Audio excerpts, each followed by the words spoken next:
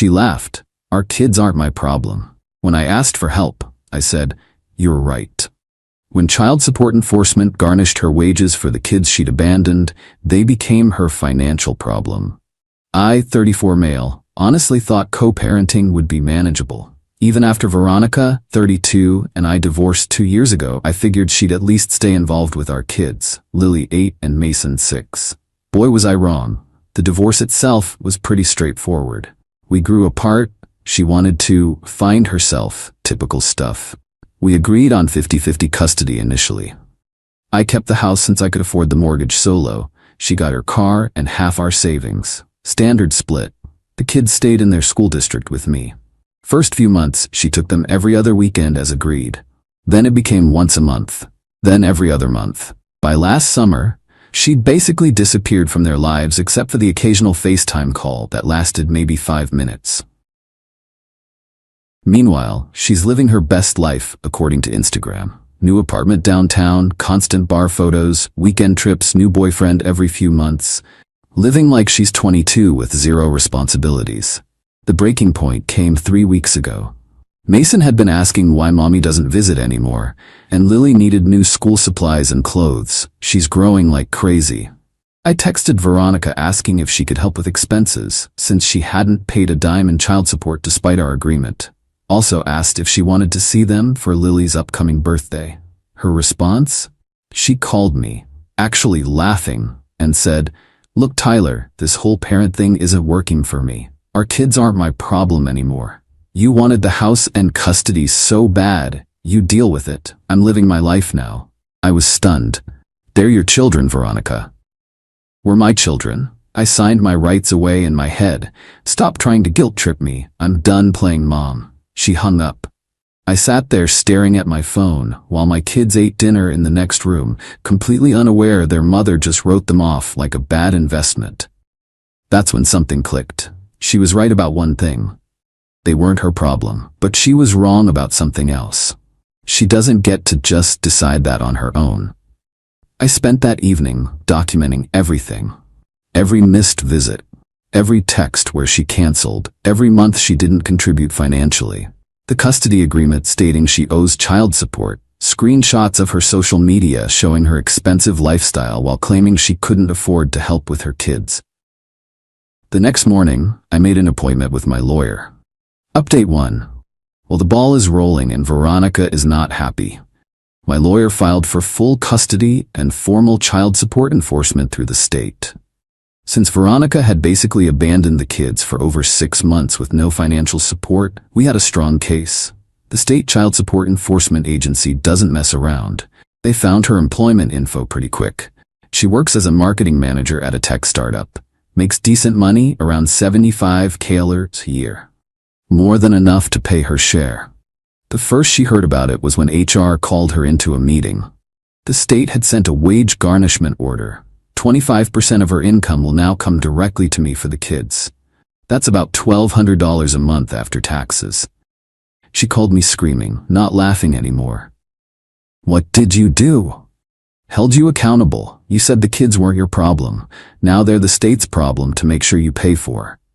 "You vindictive piece of shit. You're ruining my life. I can't afford my apartment with this garnishment." Should have thought about that before abandoning your children. I didn't abandon them. I just needed space. 8 months of space? No visits? No calls? No money? That's abandonment, Veronica. She tried everything. Threats about getting a lawyer, with what money? Saying I was alienating the kids. Documented evidence shows otherwise. Even trying to sweet-talk me about working something out between us. There's nothing to work out. You made your position clear. The state is just making sure you follow through financially. But here's where it gets interesting. Her mom, Diane, called me the next day. Now Diane has always been a piece of work, entitled, enabling, always making excuses for Veronica. Apple didn't fall far from that tree. "Tyler, sweetheart, this garnishment business is ridiculous. Ronnie's just going through a phase. You need to call this off." "A phase?" "She hasn't seen her kids in 8 months, Diane. She's finding herself. You can't punish her for that. Besides, you make good money. You don't need her help. It's not about what I need. It's about what the kids are entitled to from both parents." Well, if you keep this up, she might never come back to be a mother to them. She already made that choice. At least now she's paying for it. Diane hung up on me. 20 minutes later, I get a text from Veronica's dad, Robert. Much more reasonable guy, always has been. Tyler, I'm sorry about all this. Just found out what's been going on. Diane's been telling me Veronica was seeing the kids regularly. I had no idea. Do what you need to do. Those kids deserve better. At least someone in that family has sense. The kids are doing okay. I haven't told them about the drama with their mom, just keeping their routine normal. Though Lily asked me last night if mommy doesn't love them anymore. Broke my heart. Told her mommy loves them, but is dealing with grown-up problems. Not sure how long that explanation will work. The garnishment starts next month. Veronica's already posting on social media about having to move to a cheaper place, had to cancel a girls' trip to Vegas selling her designer bags. Cry me a river. Update 2. The first garnishment hit, and the explosion was nuclear. Veronica tried to quit her job to avoid paying. Her brilliant plan? No job, no wages to garnish, right? Wrong. My lawyer immediately filed a motion for contempt. Judge wasn't amused. Told her she had 30 days to find comparable employment or face jail time. She went crawling back to her job, but they'd already filled her position. They offered her a lower position at less pay. She had to take it. Now here's where her entitlement really went off the rails. She showed up at my house last Tuesday. First time she'd been here in almost a year. Not to see the kids. They were at school. She came to negotiate. She looked rough. The designer clothes were gone, replaced with regular stuff. The expensive highlights grown out. Reality was hitting hard. Tyler, please, I can't live like this. Like what? Having to pay for your children? I'm barely surviving. I had to move in with a roommate. I'm 32 years old. And I'm 34 raising 2 kids alone. We all make sacrifices. This isn't fair. You tricked me. Tricked you? You literally said our kids weren't your problem. I just agreed with you and let the state handle it. Then she pulled out the manipulation card, started crying about how she's been struggling with depression, how she never meant to abandon them, how she just needed time to figure things out. Veronica, you posted pictures from Cabo 2 weeks ago. The tears stopped instantly. That was a work trip. With the hashtag living my best life. She switched tactics again. Fine, what do you want? You want me to grovel? Beg? I'm here, aren't I? I don't want anything from you except what the court ordered. The kids needed a mother. You chose not to be one. Now you just owe money. Can I at least see them? You haven't asked about them once in this entire conversation. You haven't asked how they're doing in school, if they're healthy, what they like now. You're here about money, not them. She couldn't even deny it. Just stood there with her mouth open. When you actually want to be a mother, not just avoid payments, we can discuss supervised visits. She left, but not before keying my truck on her way out. Joke's on her, I have security cameras. Added destruction of property to the file. My lawyer sent her a bill for the repair estimate, $1,800. Pay up or we press charges. But the real kicker came 3 days later. Remember Diane, her enabling mother? She tried to ambush me at grocery store with the kids. Grandma Diane? Mason ran up to her. He still loved his grandma, even if she hadn't seen them in months either. Hi baby. She hugged him, then looked at me with ice in her eyes.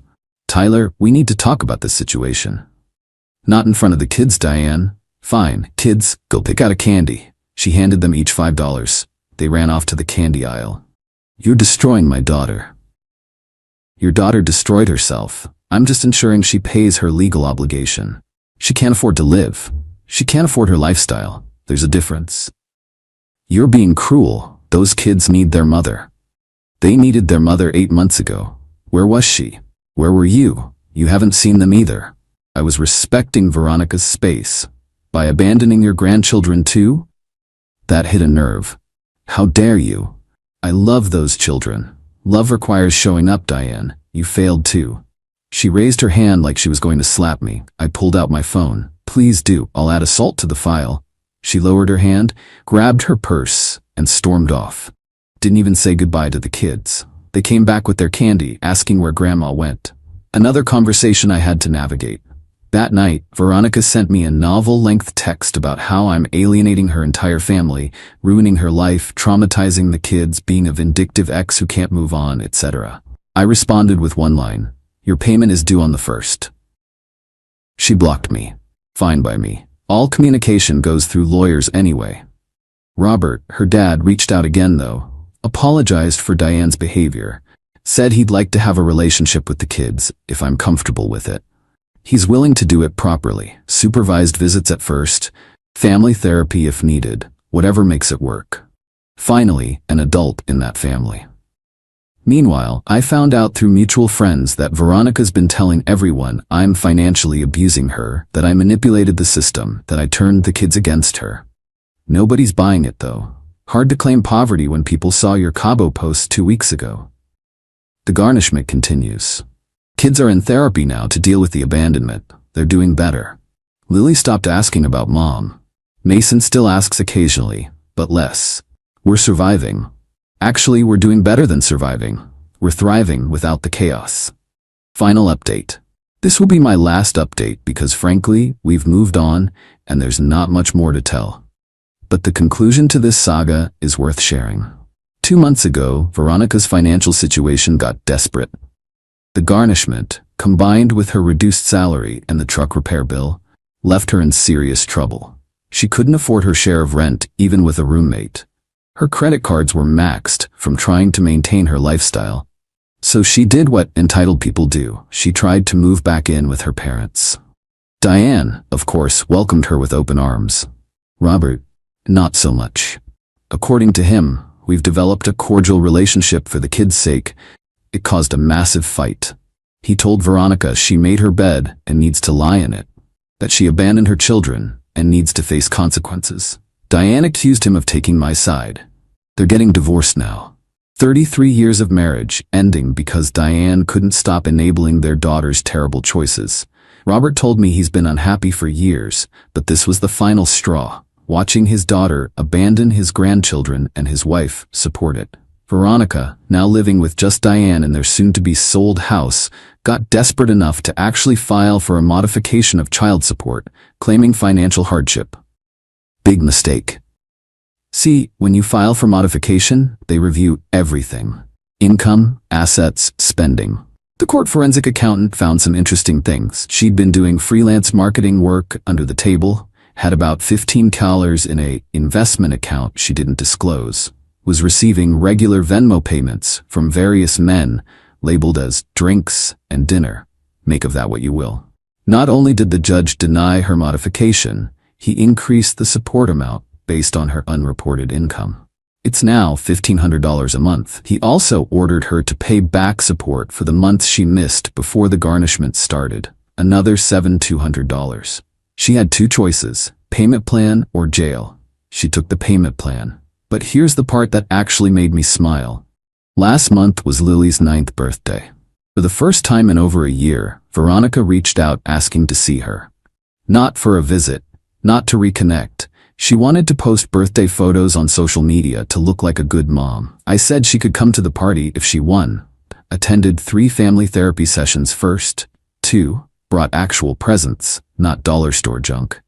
3, stayed the whole party. 4, no photos for social media. She agreed to none of it. Said I was being controlling and manipulative, so she didn't come.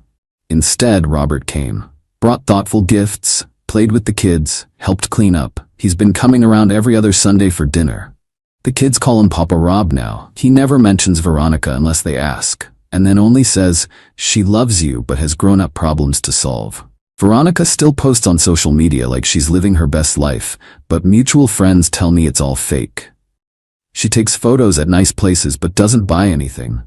Goes to clubs but nurses 1 drink all night. The lifestyle she killed her family for doesn't even exist anymore. Meanwhile, my kids are thriving. Lily made honor roll. Mason joined Little League. They stopped asking about their mom. Stopped waiting for her to show up. They've adjusted to our new normal. Just the 3 of us. With Papa Rob visiting and my sister helping out when needed. The child support money? Every penny goes into their college funds and necessities. They'll have what they need for their futures, even if it's coming from a garnishment rather than love. Veronica was right about one thing. Our kids aren't her problem. They're her legal obligation, and that's all she'll ever be to them now. A monthly deposit and a cautionary tale about choosing selfishness over family. As for me, I'm done being angry. Done expecting her to change. Done protecting the kids from the truth in age-appropriate ways. They know mommy chose not to be around, but that it's not their fault. They know they're loved by the people who show up. And that's enough. Sometimes the best revenge isn't elaborate. It's just holding someone accountable to the law and letting their own choices eat them alive. Veronica wanted freedom from her kids. She got it. But freedom isn't free. It costs $1,500 a month, plus interest. Thanks for following this journey.